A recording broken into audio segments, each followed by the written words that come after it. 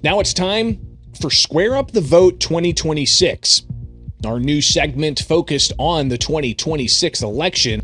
And today we're focusing in on the state of Georgia and their primary race for Republican and Democrat gubernatorial candidates. We'll start with the GOP. 8 men stood on a stage during the Atlanta Press Club's Republican gubernatorial debate, broadcast by Georgia Public Broadcasting. And here are several candidates: Burt Jones, Greg Kirkpatrick, and Brad Raffensperger.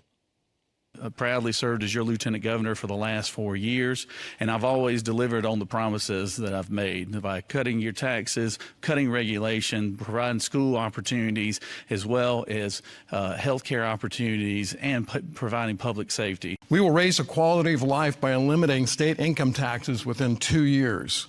We will lift unfair, exploding property taxes, having zero taxes first for seniors, veterans, and the disabled. Through the careful deployment of artificial intelligence, we will force government to operate efficiently, slashing unnecessary costs, and give taxpayers the value for every dollar they spend. You see, as I've been traveling around Georgia, what people are telling me is times are tough. The cost of living has just really put a burden on them. And they're also concerned about what's happening in the schools, what the kids are learning, and also about school safety. As your next governor, my focus will be creating great paying jobs. If someone has a great paying job, that can change their life and make life affordable. And then capping property taxes for everyone. And for our seniors, eliminating all non-essential property taxes and eliminating the income tax for all retirement benefits. Other candidates included Ken Yasker, Rick Johnson, and Clark Dean. Most of y'all haven't heard of me before because I'm up here, but I don't belong up here for the same reason most of you don't think you belong up here. Because we don't have millions of dollars, we don't have political action committees, and we don't have lobbyists. I'm up here because you deserve to be up here. I may not have millions or billions of dollars, I may not be an elected official, and I may not own a business. But I will tell you this, I am the only candidate on this stage who has been shot at by the Taliban. I grew up in the projects without a father, with an alcoholic mother, ended up in foster care, and I couldn't afford to go to college. So I bet on myself. I built a $3 billion business that employs thousands of people and provides medical care to over 20 million people a year. But it's not my money, it's God's money. And it's not about me. This is about you. The question I ask you now, as each person that I want to leave you with, as each person comments, is this person the most caring, capable, competent leader for this state? Ask that question. And I hope you'll make your decision. Again, of the 8 Republican candidates in this crowded field of gubernatorial candidates for the Republicans, Jackson and Jones leading, but the field also includes current Secretary of State Brad Raffensperger, Clark Dean, Greg Kirkpatrick, Ken Yasker, and Tom Williams. Now, we have other moments from this, including questions that were raised back and forth, mainly focused on the leader of the pack, at least according to the polls, and the individual that also has the Trump endorsement, and that is Burt Jones, getting questioned by other candidates. If you can loan yourself millions of dollars, well, with the economy the way it is, and spend millions of dollars on attack ads, instead of staying positive on what could help the people of Georgia, how could you explain to us that you can relate to the average everyday American or Georgian who can't pay for prescriptions, gas right now, especially since you keep talking about President Trump? Gas prices are pretty darn high right now, and people aren't happy with the White House, and they're not happy with the economy. So how can you relate to those Georgians, sir? That's a great question, Ken. Look, I would rather not be sending attack ads, quite frankly. In fact, I've had $50 million that was spent against me during Thanksgiving, during Christmas, making up stories, all through the early fall and winter. And it's this gentleman right here to the right that started all that. I would much rather be talking about what people are concerned with out there in Georgia, because I've crossed this state and people are talking about high insurance costs, high grocery costs, high fuel, and the cost of living in general. And I would much rather be talking about how we can deliver great results for the people of Georgia by lowering their costs. I don't know how in the world that you're worth $10 million and put $20 million. In fact, I don't know anybody here that has $10 million in net worth and can put in $10 million of loans. So there's no way you can do that without violating campaign laws from that standpoint. But this is just another reason why Burt Jones just feels like that he can make up his own rules and do whatever he wants to. And from that standpoint, I think it's despicable to use the power of this position in order for self-interest. And that's the reason I'm running.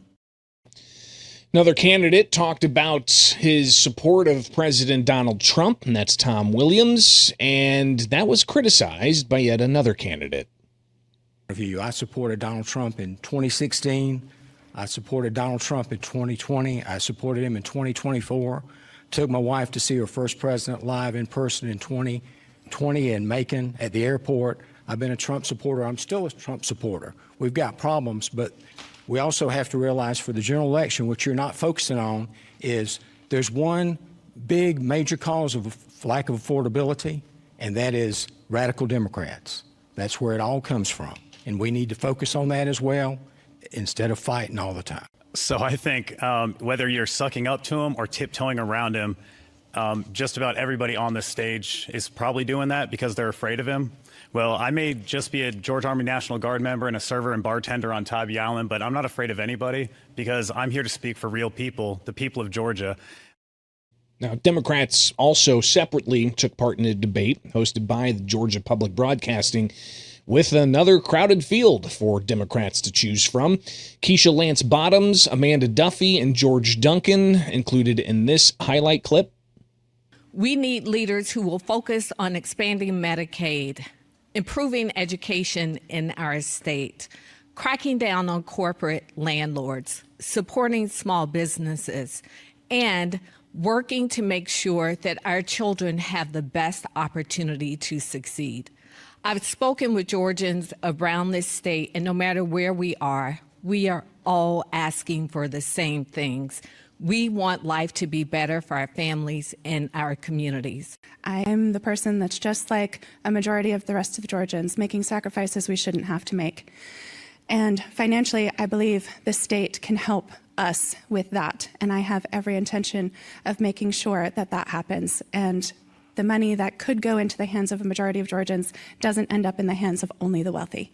I'm staying laser focused on three issues: the affordability crisis, the healthcare crisis, and the Donald Trump crisis. Even Republicans wake up worried about those same three things every single day. My journey here started as a Republican, and now I'm standing here as a proud Democrat with the best toolkit I've ever had.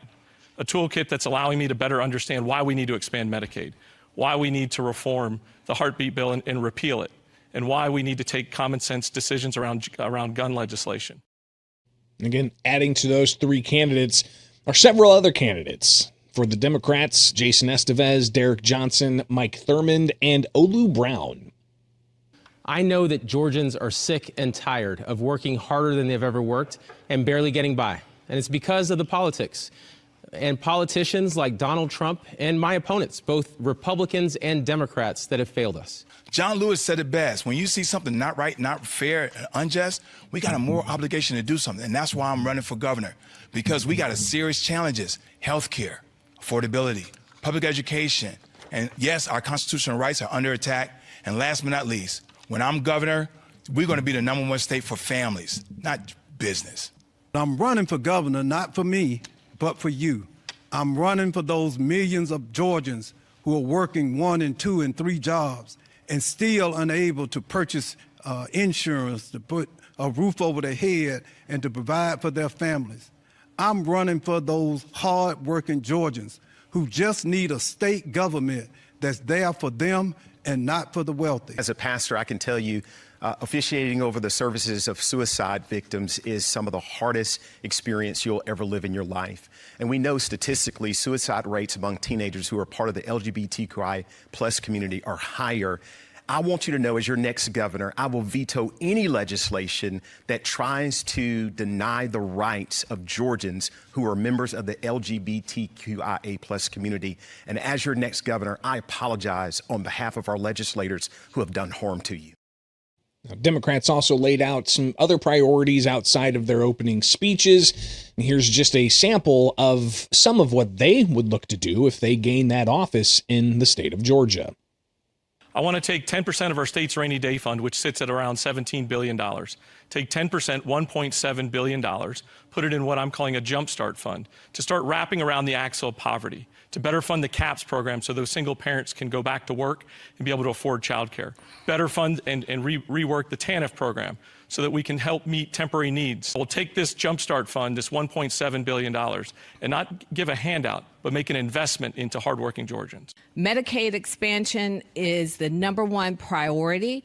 We have 9 rural hospitals that have closed in this state. Also making sure that we raise eligibility in this state to 138% of the poverty level. What I would make sure we do is that we take the tax handouts that are currently going to data centers, about $2.5 billion in the state of Georgia, and put that money in your pockets where that belongs. That's a little bit over $500 per taxpayer. I would also work with cities and counties to cut property taxes. It's something that I did as a state senator, where I worked with the Atlanta Public Schools Board of Education to give seniors in the city of Atlanta up to $1,000 off of their property tax bill.